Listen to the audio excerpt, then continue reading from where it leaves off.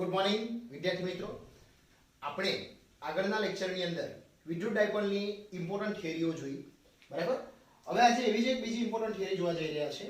થિયરીનું પહેલા આપણે સવાલ જોઈ લઈએ. તો ડાયપોલની સવાલમાં લખેલું છે, જોજો આગળની થિયરી હતી ડાયપોલની અક્ષ પર, બરાબર. અને અહીંયા જે થિયરી છે એમાં જરા ધ્યાન રાખજો શું લખેલું છે. જો ડાયપોલની વિષુવ રેખા અથવા બીજું નામ આપ્યું લંબ દ્વિભાજક રેખા પર તેના કેન્દ્રથી r અંતરે આવેલા બિંદુ પાસે વિદ્યુત ક્ષેત્રની તીવ્રતા શોધો. તો વિષુવ રેખા શું છે એ પહેલા જોઈએ. તો આ જે આપણો વિદ્યુત ડાયપોલ છે, તમને બધાને ખબર એક પ્લસ q હોય, બીજો માઈનસ q હોય, બંનેને જોડી દઈએ એ બની ગયો આપણો વિદ્યુત ડાયપોલ. અક્ષ પર એમ કે તો આપણે આ રીતે લેવાનું, બરાબર. પણ તમને વિષુવ રેખા એમ કે એટલે વિષુવ રેખાની વ્યાખ્યા શું છે? તો વિદ્યુત ડાયપોલને લંબ દ્વિભાજક રેખા, કેવી રેખા? વિદ્યુત ડાયપોલને લંબ દ્વિભાજક રેખાને વિષુવ રેખા કહે છે, બરાબર. એટલે આપણે અહીંયા આકૃતિમાં તમે જુઓ તો આ જુઓ એક વિદ્યુત ડાયપોલ દર્શાવેલ છે, બરાબર. અને એક્ઝેક્ટ એને લંબ દ્વિભાજક બિંદુ P બતાવ્યું છે કે જે r અંતરે આપણે દર્શાવ્યું છે. જુઓ ત્યાં આપણે વિદ્યુત ક્ષેત્ર E બતાવ્યું છે. હવે આ કેવી રીતે આવે છે બધું એ આપણે સમજાવીએ, પણ અત્યારે ખાસ ધ્યાન રાખજો કે આ માની લો કે આ બિંદુ P છે, રાઈટ. હવે P બિંદુ આગળ તમે વિચારજો તો આ પ્લસ q વિદ્યુત ભારના લીધે વિદ્યુત ક્ષેત્ર આ દિશામાં આવવાનું, આ દિશામાં. એટલે આપણે આ રીતે E પ્લસ q દર્શાવ્યું. ચેક કરો તમે, E પ્લસ q આ તરફ દર્શાવ્યું. હવે પ્લસ q ની તીરની નિશાની આ તરફ કેમ દર્શાવી? તો વિદ્યુત ભારના ધન વિદ્યુત ભારના લીધે વિદ્યુત ક્ષેત્ર દૂર તરફ હોય છે. જ્યારે તમે ચેક આઉટ કરો તો આ રીતે માઈનસ q વિદ્યુત ભાર જે આવવાનું તેનું P બિંદુ આગળનું વિદ્યુત ક્ષેત્ર, એ વિદ્યુત ક્ષેત્ર હંમેશા માઈનસ હોય તો એ કઈ તરફ હોય? તો તે વિદ્યુત ભાર તરફ હોય. એટલે જો ઋણ વિદ્યુત ભારનું વિદ્યુત ક્ષેત્રની દિશા આ તરફ દર્શાવેલી છે, બરાબર. અને આ બંનેનું પરિણામી વિદ્યુત ક્ષેત્ર જે આવવાનું તે તમને ખ્યાલ છે કે બંનેનું પરિણામી વિદ્યુત ક્ષેત્ર આ રીતે આવવાનું. E સદિશ એ આપણે આગળ થિયરીમાં બી જોયું છે. એટલે વિદ્યુત ક્ષેત્ર આ રીતે આવવાનું છે, બરાબર. હવે ખાસ ધ્યાનથી એક વસ્તુ બીજું જોઈએ. તો આ ખૂણો થીટા છે, જુઓ તમે. તો એનો મતલબ થયો આ ખૂણો બી કેટલો થાય? થીટા. અને આ ખૂણો બી થીટા થાય. આપણે પેલો વિદ્યુત ક્ષેત્રવાળો દાખલો જોયો જેમાં 120 કે આ 60 ડિગ્રી હતો, તો આ બી 60 ડિગ્રી થાય અને આ બી 60 એટલે 120 ડિગ્રી થયું. તે જ રીતે છે આ થીટા અને થીટા લીધું છે, બરાબર. તો હવે ખાસ બીજી વાતો જે આપણને થિયરીમાં કામ આવવાની છે તે પહેલા જોઈ લઈએ, પછી થિયરી પર જઈશું. આ આકૃતિની વિગત ખ્યાલ આવી હોય તો હવે આપણે અહીંયાથી તમે જોજો કે આપણે પ્લસ q વિદ્યુત ભારના લીધે P બિંદુ પાસે વિદ્યુત ક્ષેત્ર શોધવા આ અંતરની જરૂર પડશે. તો આ અંતર કેવી રીતે આવ્યું? તો આ તો તમને ખબર, આખું ટોટલ કેટલું? Twice a. એટલે આ અંતર a થાય અને આ અંતર બી કેટલું થાય? તો 1 થવાનું, રાઈટ. એ તો આપણને ખબર છે. આ અંતર r છે. તો આપણે ધોરણ 10 ની અંદર પાયથાગોરસનો પ્રમેય જોઈ ગયેલા કે જેની અંદર આપણે કહેતા કે આ કાટખૂણો તો આ કર્ણ એમ કહેતા. અને આપણું સૂત્ર આવતું કે ભાઈ કર્ણનો વર્ગ એ કાટખૂણો બનાવતી બાજુના વર્ગના સરવાળા બરાબર હોય. એટલે આ a² પ્લસ શું થશે? r². ચેક કરી લેજો, આનો વર્ગ એ આ બે બાજુના વર્ગના સરવાળા બરાબર થાય. તો આપણને તો કર્ણનો જ માપ જોઈએ છે. એટલે આ વર્ગ કાઢી નાખો એટલે આ આવી ગયું વર્ગમૂળ. એટલે આ જવાબ આવ્યો આપણો r² પ્લસ a². એ જ રીતે આ અંતર બી કેટલું આવશે? r² પ્લસ a² અથવા a² પ્લસ r² નો વર્ગમૂળ. તો આ એક ઇમ્પોર્ટન્ટ પોઈન્ટ શીખવાનો હતો કે આ પોઈન્ટ અહીંયા ક્યાંથી આવ્યો, રાઈટ છે. સારું, ચાલો હવે આપણે એક બીજી વસ્તુ જોવાની છે કે તમે ધોરણ 11 સાયન્સમાં અમુક વસ્તુ શીખીને આવ્યા હોય તો એ જોઈ લે કે આ રીતનો ઢાળ હોય, બરાબર. માની લેવો કે આમ આપણે દર્શાવીએ કાટખૂણો છે, બરાબર. અહીંયા આપણે આ ખૂણો થીટા દર્શાવીએ તો આપણને એક વસ્તુ ખબર કે અહીંયાથી આ ખૂણો થીટા છે. માની લેવો કે અહીંયા આપણે બળ F એમ કહીએ, બરાબર. તો આ બળ F જે છે એ x અક્ષ પર પણ ન હોય અને y અક્ષ પર બી ન હોય. જોઈ લેજો, વાત કરું તે ખાસ. તો એના બે ઘટક વિચારી શકાય. એક F cos થીટા ઘટક, બીજો F sin થીટા ઘટક. હવે પરિસ્થિતિ એ સર્જાય કે F ના બે ઘટક પડવાના, બરાબર. આ F જે છે એના બે ઘટક, એક આ આવવાનો ને એક અહીંયા આવવાનો, આ બંને દિશામાં આવવાના છે. હવે કોને કાં મૂકવાનો એ પરિસ્થિતિ એવી સર્જાય તો ત્યાં ધ્યાન રાખજો કે ખૂણો પડે ને F જે દેખાઈ રહ્યો છે એ જે દિશા સાથે ખૂણો બનાવે, ખૂણો એટલે આપણે ગુજરાતીમાં બોલીએ કોણ, તો કોણના ક પરથી તે દિશામાં cos થીટા લખવાનું, ક થીટા લખવાનો ક પરથી cos થીટા. એટલે આ તરફ આવશે F cos થીટા, તો આ તરફ શું આવવાનું? F sin theta, right. આ વસ્તુ જો ખ્યાલ આવ્યો હોય તો બહુ સારું થઈ જાય એવું છે. જો માની લો કે બળ આપણે એમ કહીએ કે બળ આ દિશામાં લાગે છે, બળ F, રાઈટ. તો બળ F ના અહીંયાથી જોઈ લેજો કે આપણું બળ F જો આ અહીંયા આપણે આ જ રીતનું કોઈ બીજી આકૃતિ બતાવો કે જેથી આનું રિવિઝન થઈ જાય. માની લો કે આપણે એક આ રીતની રચના બતાવી, અહીંયા જે છે એ રીતની બતાવી જોઈએ આપણે, કે આ સેમ બતાવીએ કે આ રીતનું છે f સદિશ છે, આ ખૂણો થીટા પડેલ છે, તો આ ચરણ બનાવવાનું આપણે આ જુઓ, બરાબર. તો આ થીટા છે તો એના બે ઘટક પડવાના, એક કયો આવવાનો f cos થીટા અને આ તરફ શું આવશે f sin થીટા. માની લો કે આમ હોય, આ ખૂણો થીટા હોય તો અહીંયાથી ચરણ એનું આ આવવાનું, આમ નીચેનું, તો એમાં આ ખૂણો આ તરફ બને એટલે અહીંયા આવશે f cos થીટા અને નીચે તરફ આવશે f sin થીટા. તો આ 11મા ધોરણમાં આપણે જે ગતિના નિયમો કે પછી કાર્ય ઊર્જા પાવર એ ચેપ્ટરોની અંદર આ બધી વાતો આવેલી છે. તો આનો ઉપયોગ નાનો અહીંયા આપણા આ થિયરીમાં થવાનો છે. તો એ ખાસ ધ્યાન રાખજો કેવી રીતે આપણે અહીંયા લખીશું. જુઓ તો અહીં ધ્યાનથી જુઓ તો E + Q દેખાઈ રહ્યો છે તમને. તો E + Q જે છે તે x અક્ષ પર બી નથી, y અક્ષ પર બી નથી. તો એના બે ઘટક પડવાના, રાઈટ. કયા બે ઘટક પડશે?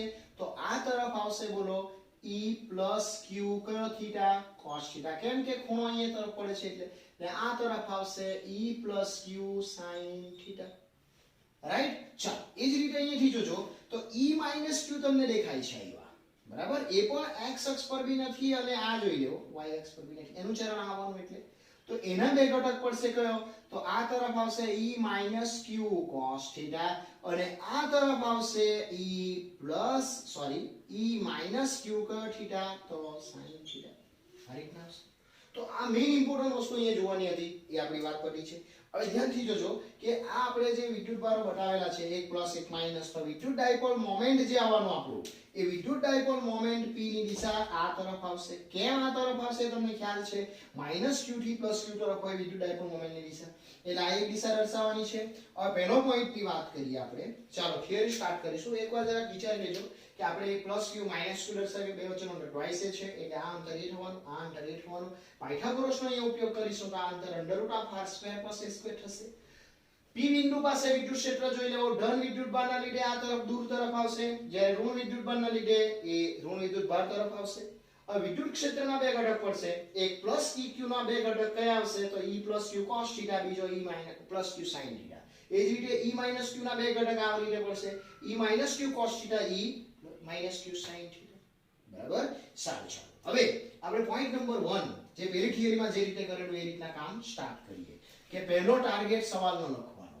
શું લખવાનો?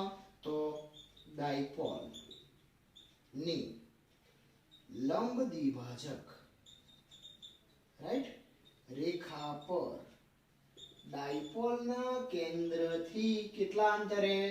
r અંતરે આવેલા બિંદુ P પાસે વિદ્યુત ક્ષેત્ર શોધવું છે.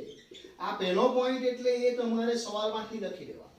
કેટલા અંતરે વિદ્યુત ક્ષેત્ર શોધવાની વાત કરેલી છે? તો r અંતરે. આ સેમ પોઈન્ટ અહીંથી લખાશે કે ડાયપોલ, બરાબર, ની લંબ દ્વિભાજક. સવાલ જોવાનો, લંબ દ્વિભાજક પૂછાય તો લંબ દ્વિભાજક લખવાનું, વિષુવરેખા પૂછાય તો વિષુવરેખા લખીશું, બરાબર. બંને વસ્તુનો મીનિંગ એક જ છે. લંબ દ્વિભાજક રેખા પર ડાયપોલના કેન્દ્રથી r અંતરે આવેલો બિંદુ P પાસે વિદ્યુત ક્ષેત્ર શોધવું છે, બરાબર. ચાલો હવે આપણે આકૃતિના પોઈન્ટો આ લખી દઈએ કે +q વિદ્યુતભારના લીધે મળતું વિદ્યુત ક્ષેત્ર કયું? E + Q ના બે ઘટકો વિચારી શકાય. Number 1 E + Q cos theta, number 2 E + Q sin theta, બરાબર. એટલે આપણે અહીંયા લખીશું કે +q વિદ્યુતભાર ના લીધે P બિંદુ પાસે વિદ્યુત ક્ષેત્ર EQ+ ના બે ઘટકો વિચારી શકાય. Number 1 E + Q cos theta, number 2 E + Q sin theta. એક્ઝામમાં માઈનસ ની લખાઈ જાય, ધ્યાન રાખજો. ચાલો નેક્સ્ટ સેમ પોઈન્ટ ફોલો કરવાનો. કયું? તેવી જ રીતે બોલો તો આ સેમ પોઈન્ટ પ્લસ ના બદલે શું લખવાનું? -q વિદ્યુતભારના લીધે P બિંદુ પાસે વિદ્યુત ક્ષેત્ર E - Q ના બે ઘટકો વિચારી શકાય. નંબર 1 બોલો E - Q cos theta, number 2 E - Q sin theta. સારું, ચાલો હવે એક વસ્તુ ધ્યાનથી જુઓ. આ બે પોઈન્ટો તમને ક્લિયરલી ખ્યાલ આવી ગયો છે. એકદમ ઈઝી કામ છે. પહેલું ટાર્ગેટ નક્કી કરવાનું. આર અંતરે P બિંદુ પાસે વિદ્યુત ક્ષેત્ર શોધવું છે. બીજું પ્લસ Q ના લીધે આ EQ પ્લસ મળવાનું એના બે ઘટકો આને આ માઈનસ EQ ના લીધે આ બે ઘટકો લખાઈ ગઈ વાક્ય રચના. હવે નેક્સ્ટ પોઈન્ટમાં શું કામ કરવાનું તો હવે બેટા આપણે આ તમે ધ્યાનથી જોજો પ્લસ Q ના લીધે P બિંદુ પાસે જે વિદ્યુત ક્ષેત્ર મળવાનું એનું ફોર્મ્યુલા આપણે વિચારીએ આટલેથી જોજો તો E બરાબર આપણું ફોર્મ્યુલા કઈ તો KQ/r². ઓરિજિનલ ફોર્મ્યુલા છે તો એમાં તમે વિચારો મેં પહેલા વિદ્યુત બળના લીધે લેમ તો E + Q નું સૂત્ર શું બનશે જોજો તો K બરાબર ચાલો ની આપણે 1/4πε0 લઈ લઈએ. Q એટલે કોણ છે પ્લસ Q એટલે મેં અહીંયા લેમ Q upon r નો સ્ક્વેર r એટલે આટલું અંતર ને સ્ક્વેર કરાતા વર્ગ ને વર્ગમૂળ કેન્સલ થઈ જવાના છે એટલે આપણું સૂત્રમાં રહેશે વર્ગમૂળ નીકળી જશે r² + a². કમ્પ્લીટ થયું. હવે એ જ રીતે તમે વિચારો E - Q લેવો તમે તો આના લીધે આવવાનું અંતર તો આ જ રહેવાનું તો આપણું સૂત્ર સેમ જ આવવાનું છે જોજો 1/4πε0 મૂલ્ય લેવાના એટલે -Q નું બી મૂલ્ય +Q થઈ જવાનું છે upon શું આવવાનું છે r² + a² બરાબર હોલ સ્ક્વેર ની લખાઈ જાય ધ્યાન રાખજો કેમ કે આ વેલ્યુ કેવી છે વર્ગમૂળમાં છે એટલે r નો સ્ક્વેર ઓરિજિનલ તો છે પણ જેવો મેં વર્ગ કરાય એટલે આ વર્ગમૂળ કેન્સલ આઉટ થઈ જશે બરાબર. હવે તમે આ બંને વેલ્યુ જુઓ આ બંને વેલ્યુ ઇક્વલ છે એટલે આપણે પોઈન્ટ બનાવવાનો કે ડાયપોલના +Q અને -Q વિદ્યુત ભારોના લીધે P બિંદુ પાસે સમાન વિદ્યુત ક્ષેત્ર શું લખો મેં જો ધ્યાનથી જોજો સારું છે લખીએ ડાયપોલ પરના +Q અને -Q વિદ્યુત ભારને લીધે મળતું કયા બિંદુ પાસે તો P બિંદુ પાસે મળતું સમાન વિદ્યુત ક્ષેત્રનું મૂલ્ય. જરાક સવાલ પર ધ્યાન આપજો મૂલ્ય શબ્દ લખ્યો છે તો એ મૂલ્ય કેટલું થશે તો E + Q is equal to E - Q is equal to આપણે ફોર્મ્યુલા બનાવી રહેલા છે એટલે લખી દેમ મેં 1/4πε0 Q/r² + a². પરિણામ નંબર 1 થઈ ગયું કામ કમ્પ્લીટ આપણું આટલું. હવે ધ્યાનથી એક વસ્તુ જુઓ તમે બધા કે વિદ્યુત ક્ષેત્ર બંનેના લીધે સમાન છે. હવે અહીંયા જુઓ કે આપણે અહીંયા ઉપર P બિંદુ પાસે બધા ધ્યાન આપજો તો P બિંદુ પાસે E + Q sin θ ઘટક ઉપર લાગે છે E - Q sin θ ઘટક નીચે લાગે છે. E + Q અને -Q ની વેલ્યુ સરખી આવી જો એક નંબર પર ધ્યાન આપો તો એટલે E + Q એટલે જ E - Q છે ને આ પણ sin છે ને આ પણ sin છે અને બંને પરસ્પર વિરુદ્ધ દિશા છે એટલે એક પ્લસ તો બીજો માઈનસ ને વેલ્યુ બંનેની કેવી સમાન એટલે એકબીજાની અસરને નાબૂદ કરે એમ કહેવાય. કયા ઘટકો એકબીજાની અસર નાબૂદ કરે તો સાઇન ઘટકો એકબીજાની અસર P બિંદુ પાસે નાબૂદ કરે છે. તો P બિંદુ પાસે વિદ્યુત ક્ષેત્રના કયા ઘટક આવવાના ફક્ત cos ઘટક જ છે એમ કહી શકાય કેમ કે આ બે તો એકબીજાને ઉડાવી દેશે. પાછું મગજમાં લેજો E + Q છે ને -Q છે પણ એ બંને ઇક્વલ છે એટલે અહીં આપણે એક વાક્ય રચના લખવાની કે આકૃતિની ભૂમિતિ પરથી જોઈ શકાય કે રાઈટ હું જોઈ શકાય એમ કહેવાનું તો P બિંદુ પાસે સાઇન ઘટકો ખાસ ધ્યાન રાખજો વાત કરું કે એકબીજાની અસર નાબૂદ કરે છે. આટલું સિમ્પલ વાક્ય લખવાનું જોજો આકૃતિની ભૂમિતિ પરથી જોઈ શકાય કે P બિંદુ પાસે સાઇન ઘટકો એકબીજાની અસર નાબૂદ કરે છે પતી ગયું. હવે તેથી P બિંદુ પાસે કુલ વિદ્યુત ક્ષેત્રમાં કયા ઘટકો આવવાના cos ઘટકોનો જ સરવાળો થશે રાઈટ એટલે લખવાનું તેથી બિંદુ P પાસે મળતા પરિણામી વિદ્યુત ક્ષેત્રમાં cos θ કોનો તો E + Q અને E - Q ના કયા ઘટકો તો cos ઘટકો જ હશે. જો આ વાક્યને ફરીથી ક્લિયર કરીએ કે અહીંયા આપણે જોયું બેટા જુઓ કે ડાયપોલ પરના જે આ બે વિદ્યુત ભારો છે એના વડે P બિંદુ પાસે વિદ્યુત ક્ષેત્રના સમાન મૂલ્ય મળી જાય બીજી વસ્તુ કે આકૃતિમાં તમે જુઓ તો P બિંદુ પાસે આ સાઇન ઘટકો એકબીજાની અસરને નાબૂદ કરી નાખશે, એટલે ફક્ત P બિંદુ પાસે કયા ઘટકો જ હાજર છે? cos ઘટકો. એટલે પરિણામી જે જવાબ આવવાનો એમાં ફક્ત કયા ઘટકોનો સમાવેશ થશે? તો E + Q નો cos ઘટક, E - Q ના cos ઘટકો જ હશે. માટે આપણું સૂત્ર જે આવવાનું E બરાબર એ શું થવાનું મૂલ્યનું? તો એક આવવાનું E + Q cos θ વત્તા E - Q cos θ. રાઈટ? હવે તમે આ E + Q E - Q માં બંનેમાં તમને cos θ કોમન દેખાય છે, તો આપણે એક કામ કરીશું, cos ને કોમન કાઢી લઈએ. તો E + Q E - Q કૌંસની બહાર કયો θ આવી ગયો? cos θ. તો આ મૂલ્યનું સૂત્ર આવ્યું. આપણને તો સદિશનું સૂત્ર જોઈએ. તો હવે ખાસ ઇમ્પોર્ટન્ટ પોઈન્ટ જોવાનો છે કે વિદ્યુત ક્ષેત્ર પરિણામી મળવાનું તે જોઈ લેવો બધા. તો એ E દિશાની આ તરફ છે. કઈ તરફ છે? આ તરફ. એટલે વિદ્યુત ક્ષેત્ર સદિશની દિશા આ તરફ છે, જ્યારે ડાયપોલ મોમેન્ટની દિશા આ તરફ છે. એટલે જો મેં વિદ્યુત ક્ષેત્ર સદિશ E લેવું ને એને દિશા તરીકે જો મેં p કેપ આપવાનો વિચાર કરું તો E બરાબર E લખીને p કેપ નહીં લખાય પણ માઈનસ p કેપ લખાય. કેમ માઈનસ p કેપ લખાય?